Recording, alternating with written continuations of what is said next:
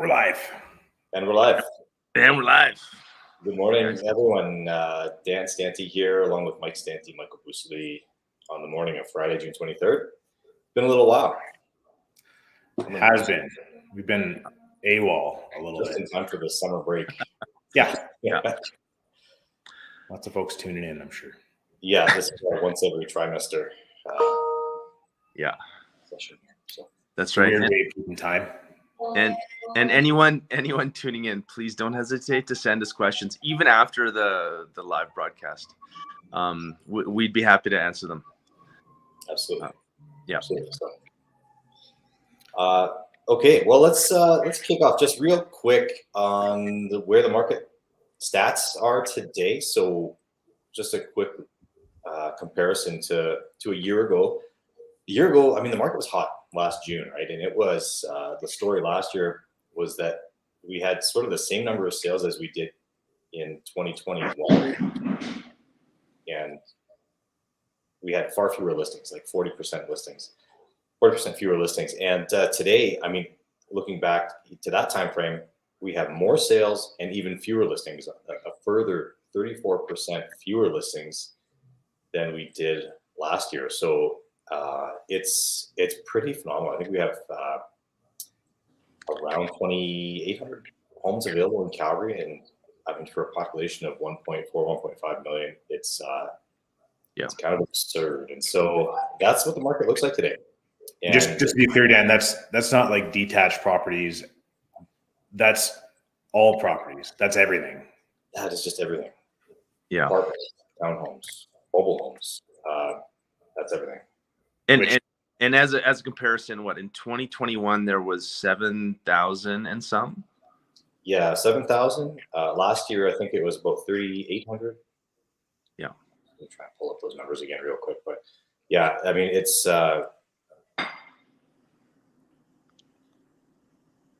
trying to. Oh boy, dead air. Well, yeah, I think the point you're trying to make, though, and the point I would make is how much I would love to have at least last year's volume of inventory to pick from. Yeah. Because right now I have a few buyers who are looking on tighter timelines, and it is really difficult. And then one investor that doesn't really have a timeline, but everything that comes up that is even halfway decent with the legal or illegal suite that's not in really rough shape is gone in a day. It's it requires being right on top of the listings that are coming through and going to see it that day, or anything that's like the good stuff is gone immediately. Yeah. And so I was off on my quoting these numbers here. We had 7,000 listings in 2021, about 5,500 in June 2022, and June 2023 we are 3,500 listings. So it's tight. It's tight. Yeah, it's tight. So that, I think that's a good parlay into like what do deals look like today? Because the market really affects what deals look like. And so what are you guys seeing out there for like deal structure, conditions, timelines, that sort of stuff? Go for it, Michael. Well, okay. So what we're seeing is, I mean, obviously multiple offer scenarios in the detached market, where often we're getting back to unconditional deals, or really tight if there are conditions, like very quick conditions dates, so basically like 4 days to waive conditions basically for buyers. Yeah, like it's challenging. I think it into July and August, I think it's going to slow down a little bit. And I won't get ahead of myself. What I see in the condo market is, after years of kind of languishing, all of a sudden we see activity, and prices rising a little bit anyways. But first and foremost, like actual activity. Whereas, 3 years ago, it was very hard to sell a condo actually, if it was priced, a little bit too high. Michael? Yeah, same. I think certainly making sure that if you have a buyer, that the financing conversation has happened. Like, how are you financing it? Where have you as the agents, have we even spoken to the broker and had some clarity on what's required, what the timelines are going to be to make sure that whoever's financing the deal can get back in time? Finding that the banks are still pretty slow, and that 2 weeks is even still not quite enough time to get a firm response back. So that's tricky.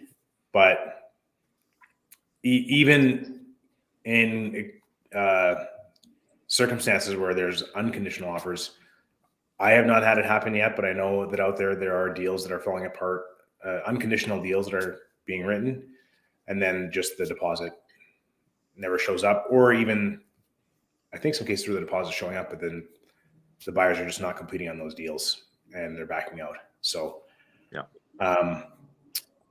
it seems like there are maybe a few buyers out there who are tying up property, like they're putting forward whatever offer they think will get the property tied up, even if it's not the one that they're going to end up buying, just because they feel like they have to have something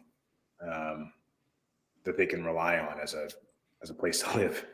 And Michael, is this affecting, like, what segment of the market? What kind of price points are you seeing these types of things? I think where that's happening the most, and I think, you had a few listings up in the north part of the city that speak to this. It's in that $400,000 to $600,000 range that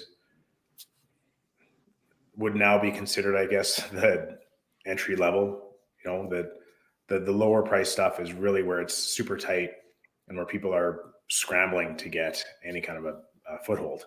Yeah. Mm-hmm. Michael, you had, it was the last deal in Hidden Valley, I think, that they had a condition, but they did not waive it. Was that the financing? Yeah, the deal fell through on financing because it was a foreign. Well, I think the money for some of their money was coming from overseas, and it was not in their bank account for 30 days.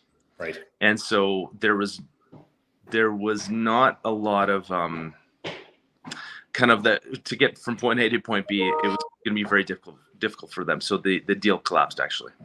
Perhaps a more creative mortgage broker could have put a deal together.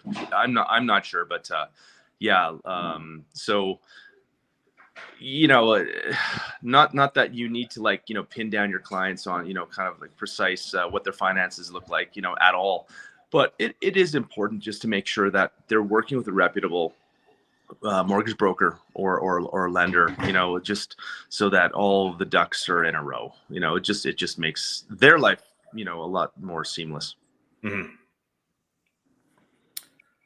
Yeah. I want to talk a little bit about maybe some situations where you have hot buyers, right? They come in hot on offers and then they go cold. So, Michael, that situation sounds like a buyer that just was still interested but couldn't get it together. But yeah. I don't know, what are you guys seeing out there for buyers that had a change of heart midway through the process? Any experiences with that? Like, we had one on one of our listings. A buyer came in and made an offer and then blocked us entirely.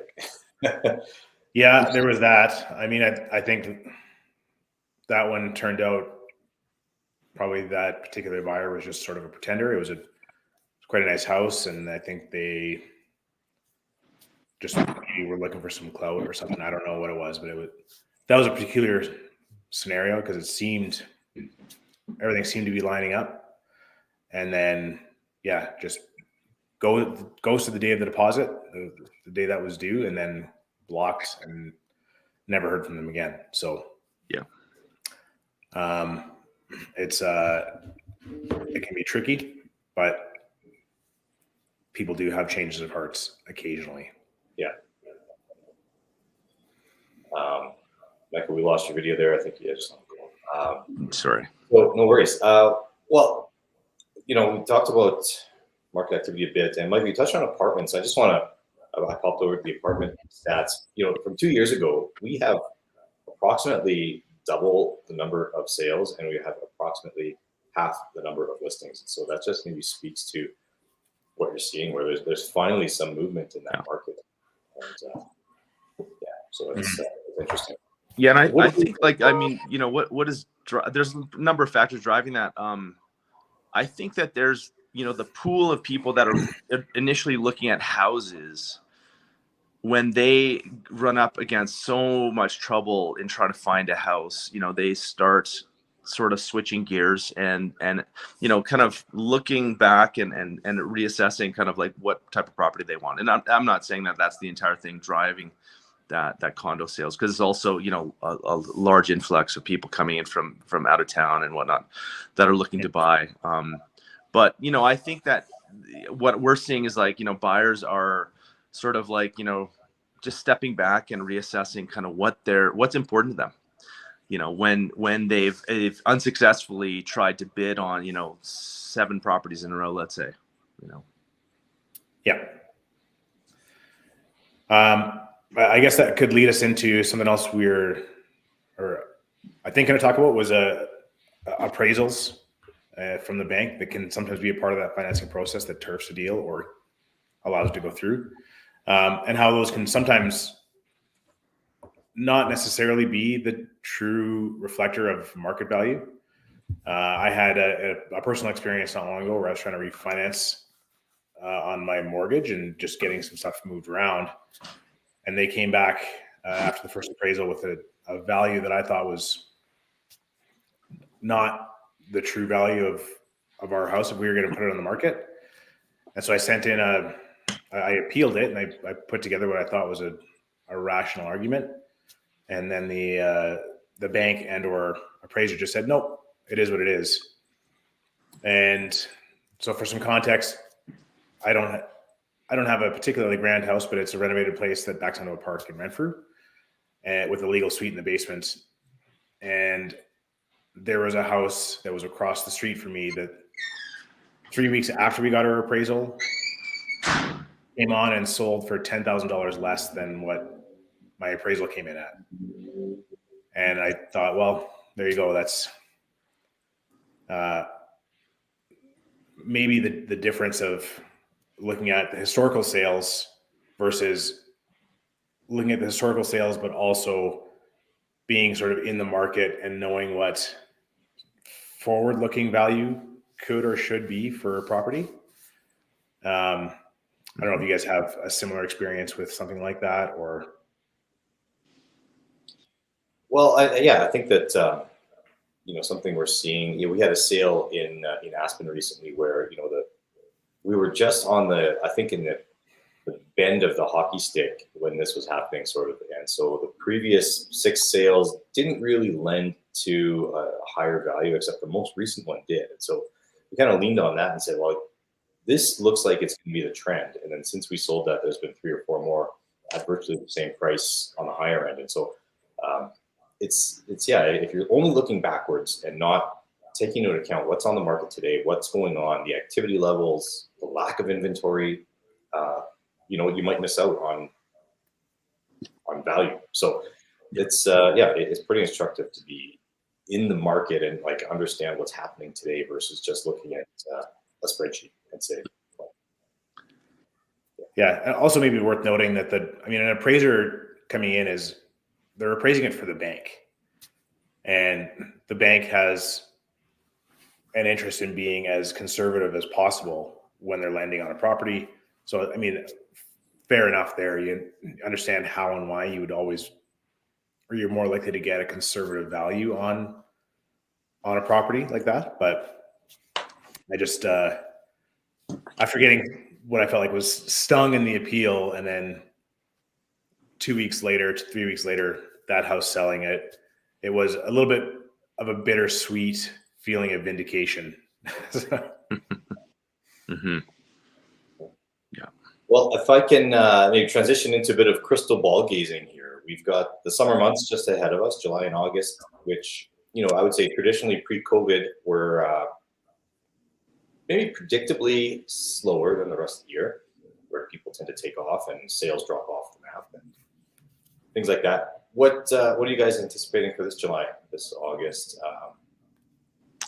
What I anticipate is, obviously people will be going on holidays, buyers included. So I think that there will be, but on the flip side, some listings will hold off, on putting it on the market.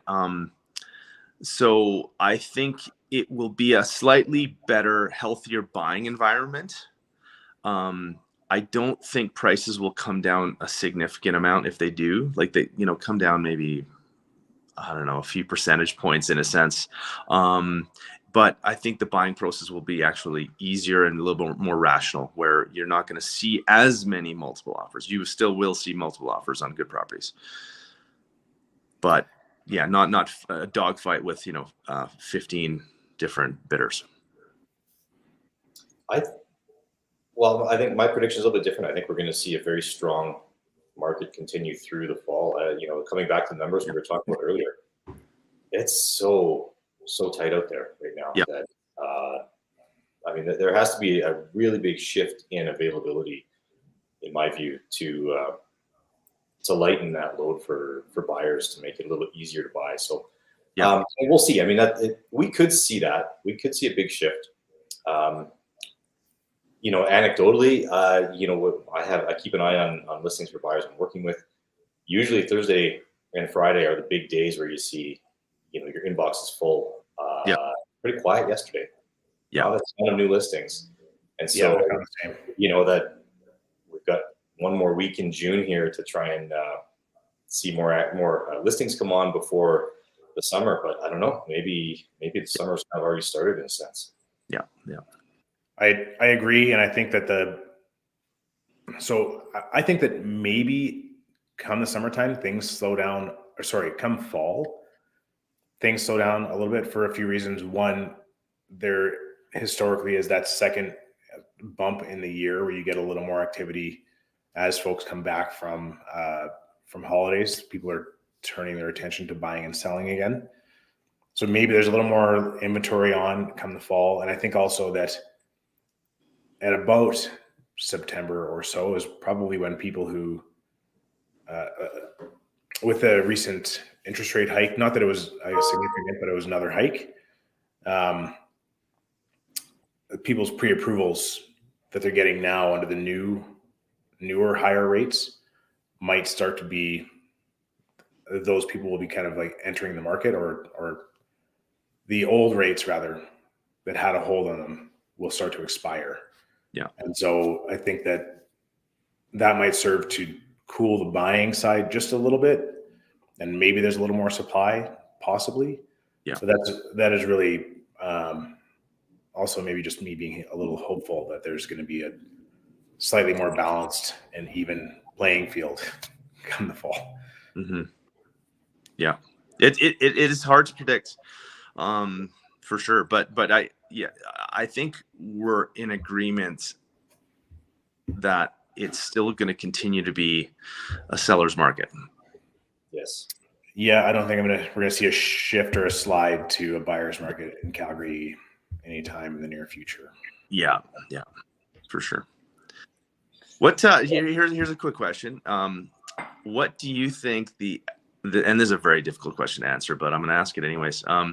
What does the 3 to 5 year future hold, in your opinion?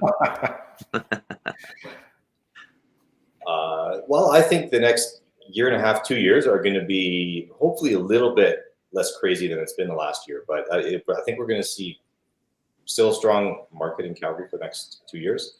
Yeah. 3 to 5, we might level off to something that would be considered more balanced. As pricing in Calgary comes up and in Vancouver and Toronto comes down a bit, we're not going to be viewed as that really affordable option. So I think for our market to remain strong, the prices have to remain somewhat sane. So that's going to be an important thing moving forward. Yeah. Yeah, I probably agree with that. I think I had enough trouble predicting September, so I'm going to reserve my long range forecast. Yeah, I know it is hard to predict. And I guess it's like this is why I think like most of the time we're counseling people to be, especially if they're buying a house that they're going to be living in, trying to buy places that have like, 10 or 10 plus year time horizons, unless they have special circumstances, like Yeah. kind of look out a little bit further in terms of the long-term view, I guess. Yeah. Yeah. But I have another buyer right now that's looking to be in by September or so, and he's looking at a pretty affordable price point. And thankfully, he's a handy enough guy where some of the foibles of properties at that price point are not that scary. But yeah, the approach we're taking that like we sort of agreed upon is get in where you fit in and like, figure it out later, because at $350,000, it's pretty competitive, pretty tight out there. Yeah. We offered on a place in Dover that was an original home, is very well kept. Yeah. But mom and dad had passed away and the estate was selling it. It was listed for $345,000. We offered, as much as he could at $358,000, and we got blown out of the water at $417,000 is what it sold for. So it was, we got rocked. Yeah. What other things are on your mind, guys? Well, we're talking about summer. What are you guys doing for the summer? What's happening? Michael, go for it. Not a ton. We're gonna, I think, go to a friend's family place on Maple Lake, and that'll be a nice quiet vacation. Then come back for a wedding in Kananaskis, and that's probably it. Yeah, I might try to steal the boys away for a couple of short camping trips if I can get a couple of days here and there. But that's about it. Yeah. For me, I've got a 10-year anniversary with my wife. So this is a big summer. Well, congratulations. Thank you. So that's one thing. I've got a trip with Claire and Hugo and maybe some others to Lake Minnewanka for a couple days in July. We will try and do an RV trip here and there for maybe a couple days here and there. Don't have any definitive plans with that.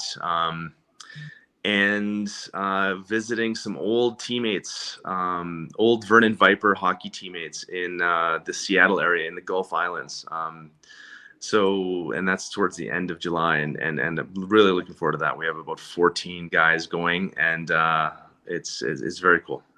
Nice. Cool. How about you, Dan? Yeah, for me, it's road trips. A couple of weeks in BC, maybe a week up north in northern Alberta, and yeah, that's about it. Yeah, maybe a day or two around town. I don't know. Got the motorcycle project that's been kind of on the books for the last 2 years. It's on the road, and it seems like so. Every day I venture a little further. Nice. Away from a repair shop. And, feeling a little braver about it, not like that airbox cover is staying on. Yeah, I fixed that.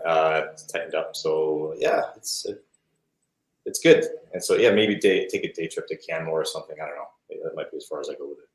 Yeah, nice. Why don't you head up the Icefield Parkway, man? Oh yeah. We'll see. That's a little far. Based on the snow they got there, I'm not sure that's advisable at the moment on two wheels, but yeah. Well, guys, thanks for your time today. It's time to get on with the day. We've all got busy days here. The market is still quite active for us. So thanks for tuning in, everyone, and we'll catch you next time. All right. Better. Yeah. See you later.